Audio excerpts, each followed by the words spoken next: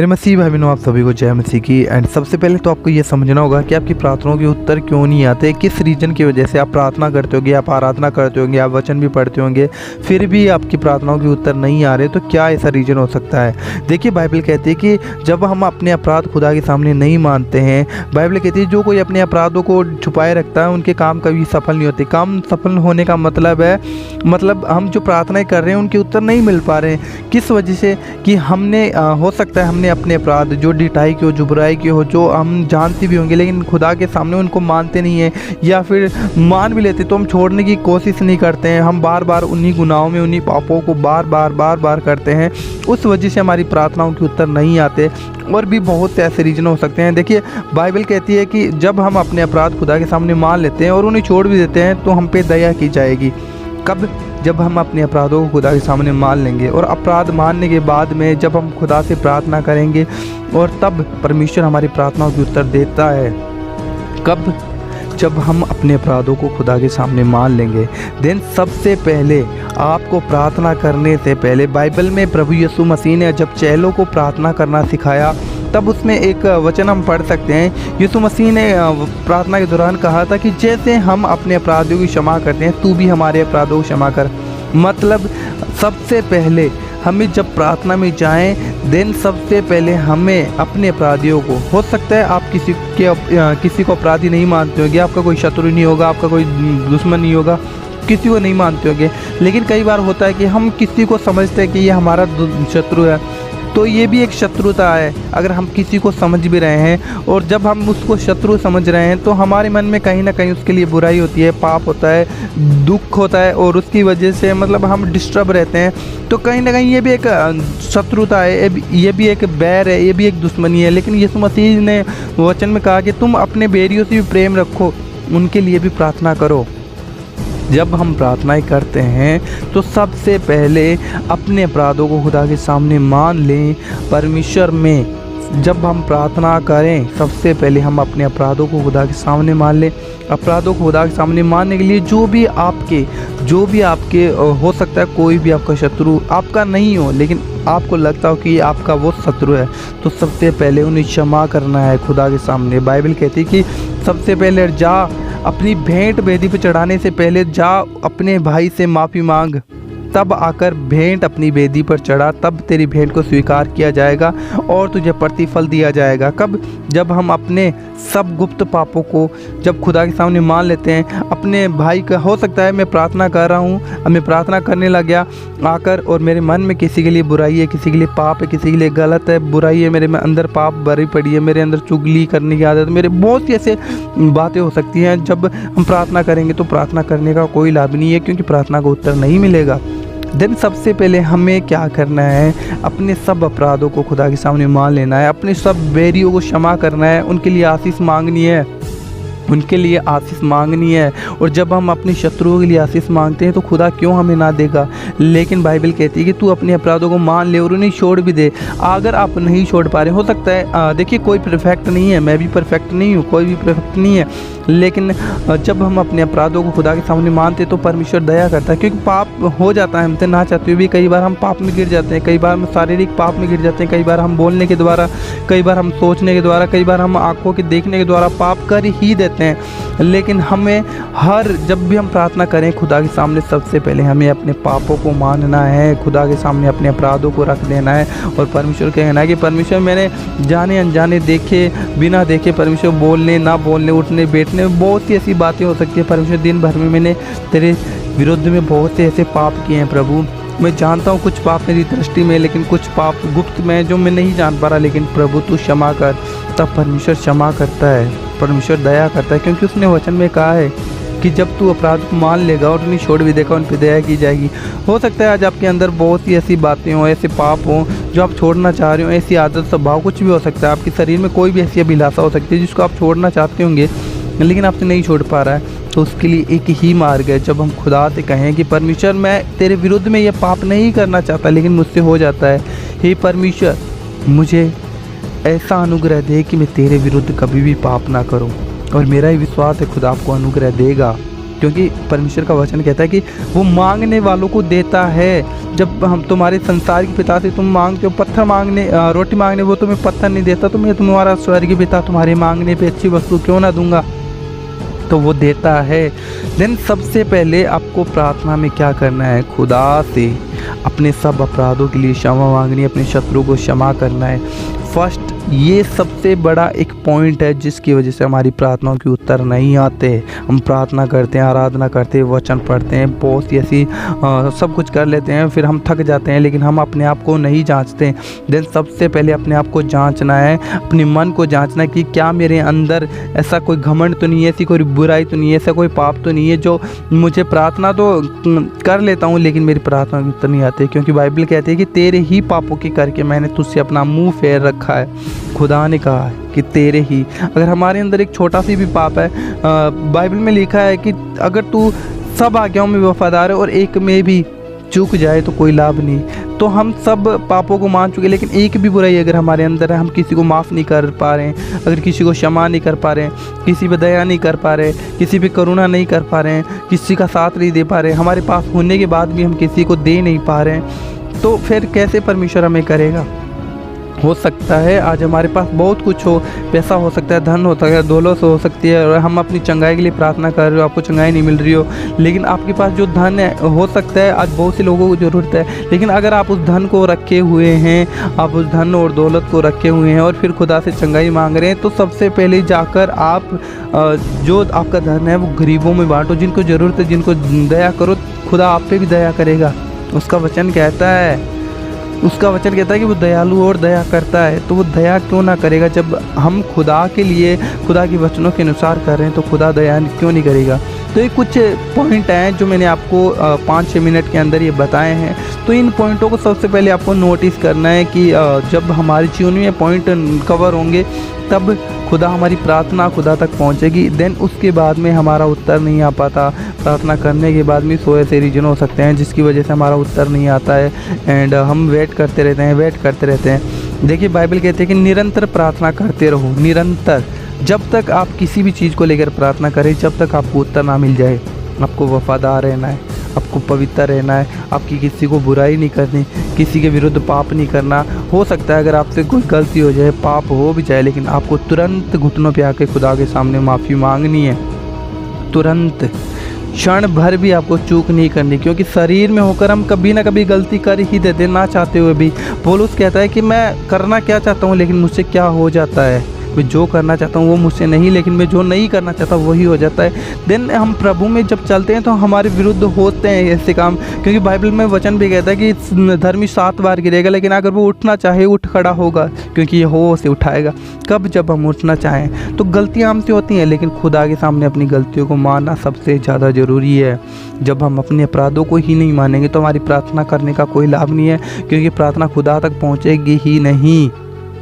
Then खुदा से पास पहुंचाने के लिए अपनी प्रार्थना को सबसे पहले अपने अपराधों को मान लो, खुदा के सामने अपने गुनाहगारों को क्षमा करो, एंड उसके बाद में आप परमेश्वर की महिमा के साथ आप अपनी प्रार्थनाओं को रख सकते हो। एंड मैं अब आपको बताने जा रहा हूँ कि कैसे आप अपनी प्रार्थना कर सकते हो, किसी भी विषय में, चंगाई के विषय में, छुटकारे के विषय में, ब्लेसिंग के विषय में, किस भी विषय को लेकर आप प्रार्थना कर सकते हो। कैसे, किस तरीके से, कैसे आपको वचन से प्रार्थना करनी है, इस बात को आपको ज़रूर समझना है और पूरा एंड तक जरूर देखना है। देखिए जब भी आप प्रार्थना करते हैं तो आपको प्रार्थना में वचन का अंगीकार करना सबसे ज़्यादा जरूरी होता है। वचन जब तक आपकी प्रार्थना में नहीं है तो आपकी प्रार्थना खोखली है। बिना वचन की प्रार्थना कभी भी रिजल्ट लेकर नहीं आती। हो सकता है कई बार हमें परमेश्वर का वचन ध्यान नहीं हो, हम पढ़ नहीं पा रहे हो, हमको पढ़ना नहीं आता, तो हम याद करने की मेमोरी नहीं है, तो उन चीज़ों के लिए भी हम प्रार्थना कर सकते हैं खुदा से। लेकिन सबसे पहले अगर आप पढ़े लिखे इंसान हैं, आप बाइबल नहीं पढ़ते हैं, वचन नहीं पढ़ते हैं और फिर प्रार्थना कर रहे हैं, तो मुझे नहीं लगता कि आपकी प्रार्थना कभी उत्तर आएगा। क्योंकि जब तक वचन प्रार्थना में नहीं है तब तक प्रार्थना खोखली है। तो सबसे पहले जब भी आप प्रार्थना करें, हो सकता है आप चंगाई के लिए प्रार्थना करें, तो जैसे हम चंगाई के लिए प्रार्थना करते हैं, बाइबल में वचन कहता है कि प्रभु यीशु मसीह के कोड़े खाने से हम चंगे हो चुके हैं। जब भी आप चंगाई के लिए प्रार्थना करें तो कुछ वचन है जिनको आप अंगीकार कर सकते हो कि प्रभु तेरे वचन में लिखा है कि हम तेरे कोड़े खाने से चंगे हो चुके हैं। मैं इस बात का विश्वास करता हूँ प्रभु। बहुत से ऐसे लोग जो तेरे पास विश्वास लेकर आए, तुमने उन लोगों पे हाथ रखा बहुतों को तूने देखा और बहुतों ने तेरे कपड़े को भी छुआ प्रभु, वे चंगे हो गए। प्रभु आज मेरा भी ऐसा विश्वास है कि आज तू मेरे जीवन में काम करेगा, मैं चंगा हो चुका हूँ। बहुत से ऐसे वचन हैं जिन वचनों को आपको याद करके परमेश्वर को उसके उपकारों को याद दिलाना है। देन उसके बाद में परमेश्वर आपकी प्रार्थना को ज़रूर सुनेगा, वो ज़रूर सुनता है वचन के द्वारा, क्योंकि जब वचन जाता है तो वो खाली लौटता नहीं है, वो कार्य करके ही लौटता है। ये समझने वाली बातें, आज एक विश्वास ये बातें नहीं समझता एंड हम खाली प्रार्थनाएं खुदा के सामने रख देते हैं, अपने अपराधों को खुदा के सामने नहीं मानते और हम दिन रात यही कहते हैं प्रभु हमें माफ़ कर, प्रभु हमें चंगा कर, प्रभु हमारे लिए ये हो जाए वो हो जाए। बहुत ही ऐसी खोखली प्रार्थनाएं जिनका उत्तर खुदा तक पहुँचती ही नहीं है प्रार्थनाएँ, तो उत्तर कैसे आएगा। दाऊद तो कहता है कि जब हमने पुकारा खुदा ने सुन लिया, लेकिन पुकारेंगे कब, जब हम अपने मन को खुदा के सामने खाली करेंगे बुराइयों से, पापों से, गंदगी से, तब खुदा सुनेगा। क्यों नहीं सुनेगा, परमेश्वर हमारी नहीं सुनेगा तो किसकी सुनेगा। तो चंगाई के लिए आप इस कदर प्रार्थना कर सकते हैं। चंगाई के लिए वचन आप यूट्यूब पे सर्च कर सकते हैं कि चंगाई के लिए कौन से वचन, उन वचनों को लिखो, याद करो और उन वचनों के अनुसार जब आप अंगीकार करोगे, वचनों को याद करो, अंगीकार करो। अंगीकार जब करेंगे वचन के अनुसार तो वचन प्रतिफल लेकर आएगा, क्योंकि वचन जब भी जाता है वो खाली लौटता नहीं है, वो ब्लेसिंग को लेकर, वो छुटकारे को लेकर ही लौटता है। देन वचन सबसे ज़्यादा ज़रूरी है आपकी प्रार्थना में। हो सकता है आप छुटकारे के लिए प्रार्थना कर रहे हो, आपके लाइफ में बहुत से ऐसे रीजन हो जिनको लेकर आप प्रार्थना कर रहे हो निरंतर, लेकिन आपकी को किसी भी प्रार्थना का उत्तर नहीं मिल रहा, आप थक गए, आप हार गए। बहुत से आपको मतलब लगता होगा कि शायद मेरी प्रार्थना का उत्तर कभी आएगा नहीं, लेकिन आप वचन का इस्तेमाल करके देखें। अगर आप पवित्र हैं, आप सब कुछ कर रहे हैं, वचन की आज्ञाओं को भी मान रहे, लेकिन आप वचन के साथ प्रार्थना नहीं कर रहे, तो हो सकता है आपकी प्रार्थना का उत्तर ना मिले। लेकिन जब भी आप वचन के साथ प्रार्थना करेंगे अपने अधिकारों को समझकर, तो खुदा आपको उत्तर जरूर देगा। वो सुनता है वचन के अनुसार, उसके उपकार उसे याद दिलाने होते हैं। तो इस कदर आप चंगाई के लिए प्रार्थना कर सकते हैं, आपकी छुटकारे के लिए प्रार्थना कर सकते हैं, क्योंकि बाइबल में एक वचन है इस्राएली यहोवा पर आशा लगाए रहे, क्योंकि वह अति करुणा करने वाला और संपूर्ण छुटकारा करने वाला परमेश्वर है। जब हम छुटकारे चाहिए तो छुटकारे के रिलेटेड भजन संहिता में बहुत से ऐसे वचन हैं जिनको आप पढ़ेंगे तो आपको पता चलेगा कि हमें कौन सा वचन कब करना चाहिए अंगीकार। मैं आपको बताना चाहता हूँ भजन संहिता 121, जब भी आप छुटकारे के लिए प्रार्थना करें तो भजन संहिता 121 को आप याद करें, उसके अनुसार वचन को अंगीकार करें। एंड मैं आपको कहता हूँ कि अगर आप भजन संहिता 121 में जब सही तरीके से अंगीकार करेंगे, खुदा को वचनों को याद लाएंगे, और परमेश्वर ऐसा नहीं है कि जो सुनता नहीं है। बहुत सी ऐसी भजन संहिताएं जिनको आप अपने याद रख सकते हैं, जिनके वचनों को आप लेकर अंगीकार कर सकते हैं, और जब आप वचन का अंगीकार करेंगे तो सही मायने में खुदा के पास आपकी प्रार्थनाएं जाएंगी और उनका उत्तर आएगा, छुटकारा होगा, बड़े बड़े अचंभित कार्य देखेंगे। जब आप मसीह में हैं तो एक सबसे बड़ी बात ये भी है कि आपके पास अगर अन्य भाषा है, आपके पास अन्य भाषा का वरदान है, तो आप अन्य भाषा बोलिए सबसे ज़्यादा आत्मा में, क्योंकि जब हम अन्य भाषा में बातें करते हैं तो हम खुदा से बातें कर रहे होते हैं। देन अगर आपके पास अन्य भाषा का वरदान है तो आप इसे भी यूज नहीं करते हैं, तो इसे भी यूज करना बहुत ज़्यादा ज़रूरी है। बहुत लोगों को मैंने देखा है कि बहुतों के पास अन्य भाषा का वरदान होता है लेकिन कोई यूज नहीं करता, वो यूज नहीं करता। मान लीजिए आप एक सिपाही हैं और आप शत्रु से लड़ने के लिए जा रहे हैं, लेकिन आपके पास गन भी है लेकिन आप उसे चला ही नहीं रहे हैं, तो सामने वाला तो नुकसान कर देगा फिर आपका। तो ऐसा ही शैतान जो चोरी करने, जो घात करने, जो नाश करने के लिए आता है, लेकिन हमारे पास अगर हथियार है, अगर वो हमें चलाना भी नहीं आ रहा तो फिर क्या काम का। तो हमें अपने हथियारों की प्रैक्टिस करनी है। धीरे धीरे जब आप सीखोगे, जब अंगीकार करना सीखेंगे, जब आप गैर भाषा में प्रार्थना करेंगे, जब आप एक मन होकर प्रार्थना करेंगे, जब हम शरीर में ना होकर अपनी आत्मा में जाकर प्रार्थना करेंगे। अब आत्मा में बहुत से लोग कहेंगे भाई आत्मा में कैसे जाएं हम। देखिए मैं जब भी आपको बताना चाहता हूँ, जब भी आप प्रार्थना करें तो सबसे पहले आप खुदा के सामने बैठिए, 5-10 मिनट नम्र होकर अपने आप को शांत रखिए। खुदा से कहिए कि परमेश्वर मुझे आत्मा में लेकर जा, मुझे प्रार्थना करनी है। परमेश्वर आपको जरूर लेके जाएगा। प्रभु यीशु मसीह ने कहा कि मैंने अपना आत्मा तुम्हें दिया है कि तुम पवित्र आत्मा दिया है प्रभु यीशु मसीह ने, वह तुम्हारा सहायक है। तो पवित्र आत्मा जब हमें मिल चुका है और हम पवित्र आत्मा की नहीं सुन रहे हैं, जब हम पवित्र आत्मा को कहेंगे तभी तो वो हमारी सहायता करेगा। वो ऐसी सहायता नहीं करता है। हम उससे कहते हैं कि पवित्र आत्मा हमारी मदद कर, प्रार्थना करने में सहायता कर, हमें वचन पढ़ने में, वचन याद करने में सहायता कर।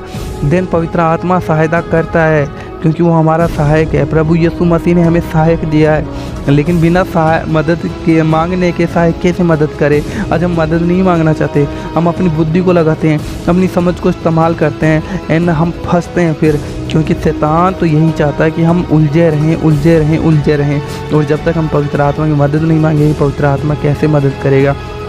इसलिए बहुत से विश्वासी जो प्रार्थना में बैठते होते हैं लेकिन प्रार्थना कर नहीं पाते, उनके पास वर्ड नहीं होते हैं। उन आगे वो सोचते हैं 5-10 मिनट जो हमारी रेगुलर प्रार्थना है कर ली, उसके बाद में आगे वर्ड नहीं है, तो कैसे हम फिर आगे प्रार्थना करें। देन ये बहुत बड़े रीज़न है, इनको अगर हम अपनी लाइफ में अप्लाई करें। आप अन्य भाषा में जब भी आप प्रार्थना नहीं कर पा रहे हैं, आपका प्रार्थना में मुंह नहीं खुल रहा है, तो आप जाकर डायरेक्टली अन्य भाषा करिए। अगर आपके पास अन्य भाषा है, जैसे आप 2-3 मिनट 5 मिनट अन्य भाषा करेंगे, आप धीरे धीरे प्रार्थना की पोजीशन में आ जाएंगे एंड आपका मुंह खोलने लगेगा। क्योंकि जब हम अन्य भाषा करते हैं तो शैतान के गढ़ टूटते हैं, शैतान हारता है, शैतान शर्मिंदा होता है और हमारा मुंह खुलता है। क्योंकि अन्य भाषा में जब हम बात करते हैं, खुदा से बातें करते हैं, तो इसका एक बहुत बड़ा इफेक्ट है। अन्य भाषा, वचन और अपने सब गलतियों का अंगीकार करना, गलतियों को मानना, वचन का अंगीकार करना, वचन के साथ प्रार्थना करना।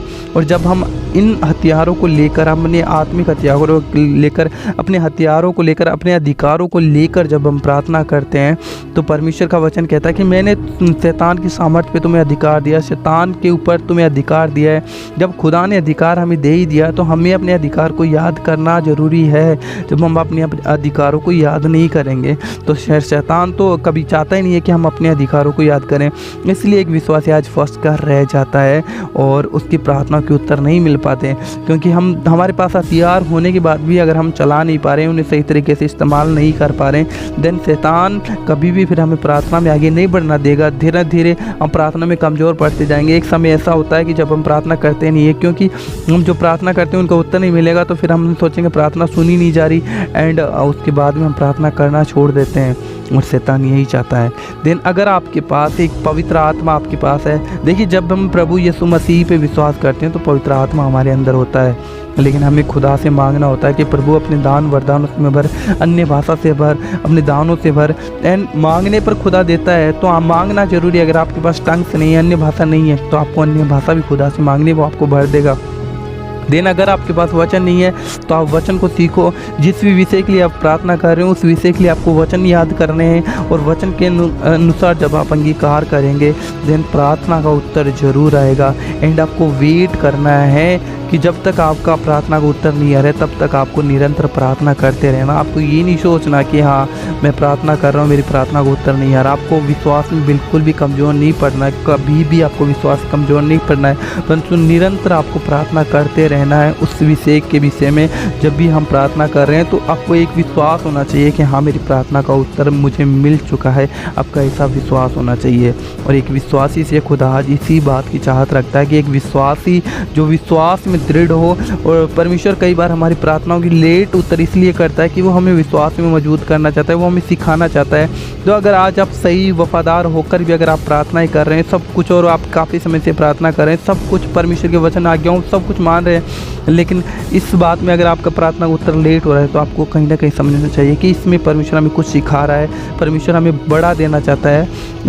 जब परमेश्वर हमें बढ़ा देना चाहता है, जब वो इस्तेमाल करना चाहता है तो हमें सिखाता है। हो सकता है हमारी कुछ प्रार्थनाओं के उत्तर नहीं मिले, और कई बार हम प्रार्थना किसी चीज़ के लिए कर रहे होते हैं तो उस चीज़ का अगर हमारे पास उत्तर नहीं आ रहा, हम थक गए हैं, कोई भी उत्तर नहीं मिल रहा, तो कई बार ऐसा भी होता है कि खुदा हमारे लिए भले के लिए किस चीज़ों का, क्योंकि वो जानता है हमारे लिए क्या भला है क्या बुरा है, तो कुछ चीज़ों को तो वो जानबूझकर हमारी प्रार्थना को उत्तर नहीं देता, क्योंकि वो जानता है कि इन फ्यूचर हमारे लिए क्या अच्छा है और क्या बुरा है।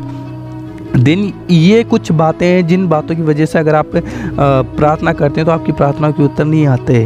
और एक विश्वासी को वचन के साथ आराधना के साथ और अन्य भाषा के साथ और वचन के साथ और विश्वास सबसे ज़्यादा ज़रूरी है। 3-4 ये चीज़, आत्मिक हथियार, अधिकार, ये ऐसे जब हम अपने साथ लेकर जब हम प्रार्थना में जाते हैं शैतान हारता है, शैतान के गढ़ टूटते हैं, शैतान शर्मिंदा होता है। सबसे पहले एक विश्वासी को अपने वचन में अंगीकार करना है, वचन में मजबूत होना है, अन्य भाषा बोलनी है, टंग्स बोलनी है। विश्वास में जब तक प्रार्थना का उत्तर नहीं आए निरंतर प्रार्थना करते रहना है एंड विश्वास को कमज़ोर नहीं करना। एंड ये मेरा ही विश्वास है कि जब आप इस तरीके से जब आप प्रार्थनाएं करेंगे 100% खुदा आपकी प्रार्थना को उत्तर देगा। हो सकता है कई बार आपकी प्रार्थना उत्तर लेट हो जाए, तो उसमें भी आपकी एक बड़ी भलाई छुपी होती है, क्योंकि वचन कहता है कि परमेश्वर हमारे लिए भला चाहता है, वो कभी भी बुरा नहीं करता, वो हमारे लिए भला ही चाहेगा। देन मेरा विश्वास है कि आप इस वचन के द्वारा बहुत कुछ समझे होंगे। एंड अगर आपको अच्छा लगा तो आप हमारे चैनल को सब्सक्राइब कर सकते हैं। ऐसे ही परमेश्वर के वचन को देखने के लिए बहुत सी ऐसी बातें हैं जो एक विश्वासी को सीखने की ज़रूरी है। अगर आप प्रभु में बढ़ना चाहते हैं अच्छे तरीके से, मैं भी आपके साथ बढ़ूँगा, आप भी मेरे साथ बढ़ेंगे, तो चैनल को ज़रूर सब्सक्राइब करिएगा। तो गॉड ब्लेस यू, परमेश्वर आपको आशीष दे, बरकत दे, आपको अपनी अनुग्रह शांति से भरे। एंड एक छोटी सी प्रार्थना मैं आप लोगों के लिए करना चाहता हूँ। एंड प्रभु यीशु मसीह सामर्थ्य परमेश्वर, प्रभु जी मेरे जितने भाई बहन परमेश्वर इस वीडियो को देख चुके हैं प्रभु, इनके जीवन में मैं आशीष मांगता हूँ, बरकत मांगता हूँ। जिन भी विषयों के लिए प्रार्थना करते हैं प्रभु, इनकी प्रार्थना की उत्तर दे परमेश्वर, इन्हें आत्मा में बढ़ा, इन्हें अन्य भाषा में प्रार्थना करना सिखा प्रभु, इन्हें खुदावन परमेश्वर, इन्हें परमेश्वर ब्लेस कर, इन्हें खुदावन, इन्हें अपनी आत्मा से भर परमेश्वर, वचन अंगीकार करना सिखा। सारी आदर मान महिमा स्वर्गीय पिता आपको देते हैं। हमारी प्रार्थना सुने और कबूल करें। आमीन।